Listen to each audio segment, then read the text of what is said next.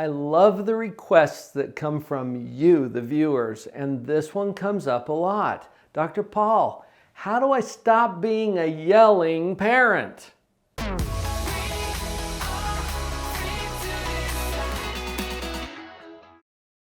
Yelling is typically a result of frustration.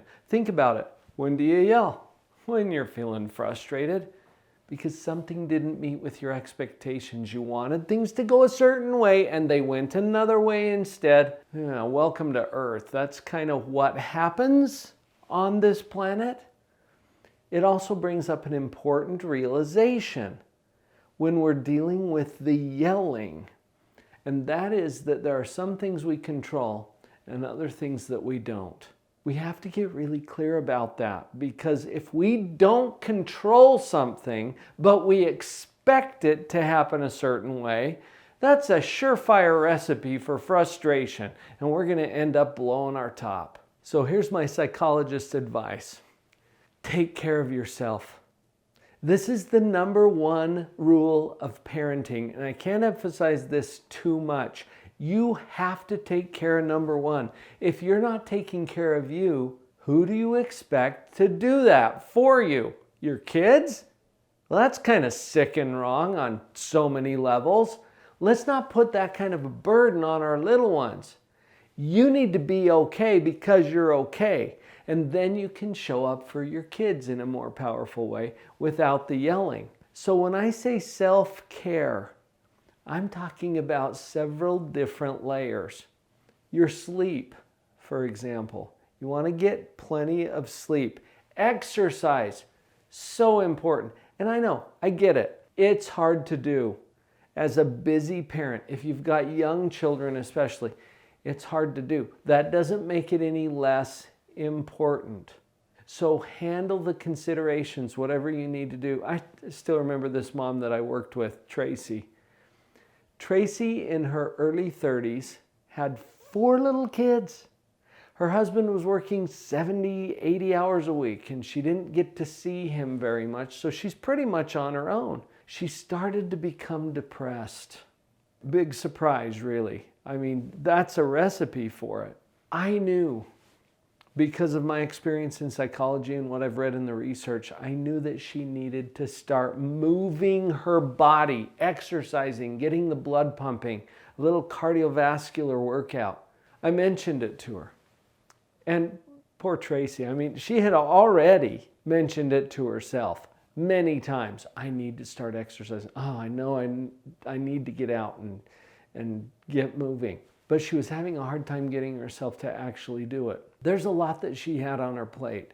As we discussed the importance of the exercise and she realized, you know what, I have to start doing this. The next thing that came up, what am I going to do with my kids while I'm exercising? It's a pretty good question. Make sure that it's a question, okay? Not a statement disguised as a question. What am I going to do with my kids while I'm exercising? See how that's just an exasperated statement. It's not even a question. Turn it back into a question. What am I going to do with my kids while I'm exercising? Okay, good question. Babysitter, perhaps? Oh, but that's going to cost money. How am I going to pay for a babysitter? Again, pretty good question. Make sure it's a question, not a statement disguised as a question. How are you going to pay for a babysitter? In Tracy's case, remember, hubby's working 70, 80 hours a week.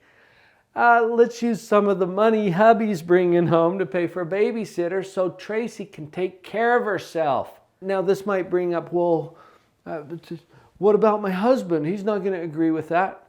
Okay, we'll handle that too. Whatever the considerations are, let's handle them, because you got to take care of you. I get reminded of this every time I get on a plane and they tell me, oh, put your own oxygen mask on first if we ever have a problem. You know, they're going to drop down from the ceiling, attractive little rubber band, put it on your face. Put your own mask on first before you help somebody else. It's the same thing with parenting. You got to be in good shape as a parent in order to show up for your kids. If you're out cold in the aisle, you're just in the way and part of the problem. So take this seriously. Let's go back to something that I mentioned early on. Some things you control, other things you don't. Let's pay attention to that, because the more you focus on what you control, the less frustration you're going to feel. And the less frustration you feel, the less likely you are to yell. Honestly, if you're just focusing on what you control, what reason would you even have to yell? There isn't one. This is a really crucial factor. Let me share an example with you about what I mean here. Noah is a father of 3 teenagers, and he was getting so frustrated and upset with them, he found himself constantly yelling at these kids. And you know what? It wasn't even helping. He didn't want to see himself as a yeller. Noah is a good man, and normally he's pretty sane. You talk to anybody who knows him at work and they're like, oh yeah, Noah's really cool. Well, you talk to his kids and they're like, the dude is a freak. He is totally blowing a gasket every time he talks to us. So Noah wanted to fix this. The thing that he had missed, and this came up in one of our parenting coaching groups, Noah realized that he was focusing on a whole bunch of stuff that he had no control over, like their attitude, for example, or their appearance, or the way they handle their friends. These are all things that Noah was getting frustrated about, but notice he doesn't control those things. His teenagers do. They're the ones who are making those decisions that he's finding so disagreeable. And his focus on that was causing him to feel frustrated, and that's why he was yelling. In our group, it came up that you can spend half the time, honestly, probably a quarter of the time. What if you spent a quarter of the time that you're spending yelling at your kids instead thinking about something that you control? This was huge for Noah. It was like the lights went on. Oh! And he had this breakthrough where he started thinking. Now, incidentally, I want to slip this in too. Think, not fight. This is what we're inviting our kids to do. This is important for parents to do as well. And when Noah stopped to think, he came up with a couple of really brilliant solutions to his problem. One example that Noah shared in our group last week, he said, my son was refusing to cut his hair. Okay, now this hair was getting all long and scraggly.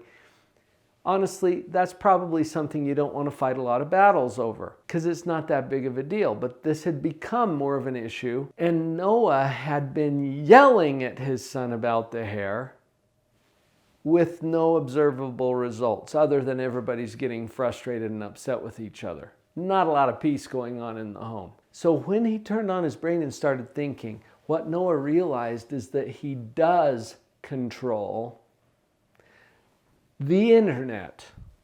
I don't mean he's the king of the internet. I mean he controls access to the internet within his home. You knew what I meant.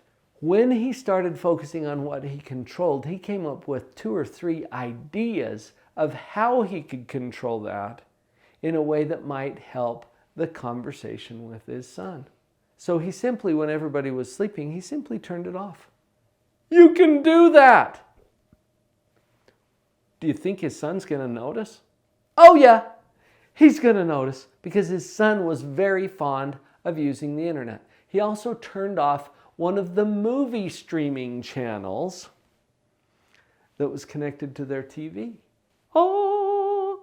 See, the lights start going on for Noah as he starts to focus on what he can control. He simply took control over those things. And then he had a whole different conversation with his son. And he didn't have to yell. This is the beautiful thing. Play it out in your mind. And this is how he reported it in our group. Son wakes up. What does he want to do? Get on the internet. Hops on the computer. Wait a minute. Something's not working. He notices. This is good, because that's going to trigger the thinking. He goes to Dad. Dad, what's up with the internet? Dad simply says, what do you mean, son? Son says, well, it's not working. I can't get onto my game. Oh yeah, I turned it off last night. I figured we could save a little bit of money doing that. And it's not fair for me to argue with you about things that I want you to do. And so I'm going to stop yelling at you for those things. Tell you what, I'd be happy to provide internet for you if or when you make certain choices. And in this case, he wanted him to cut his hair. He wanted to clean up a little bit, get his room cleaned. Reasonable things that he's asking him to do. But he had been yelling at him before. Well, that wasn't working. And Dad wasn't enjoying it either. So when he took this other approach, suddenly he's got some leverage. He doesn't even have to yell. Why? Because he's focusing on something he controls. That's the key right there, people. And the other powerful thing that we learned from Noah's story, think, not fight.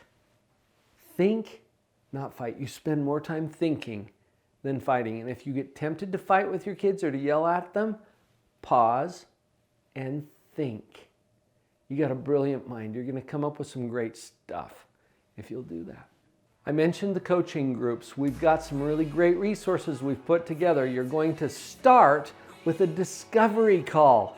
Jump on that free call with me or a member of our Live on Purpose certified team to have a specific private conversation with you. You can click on the link down below, drpauljenkins.com/breakthrough call. We'll look forward to having that conversation.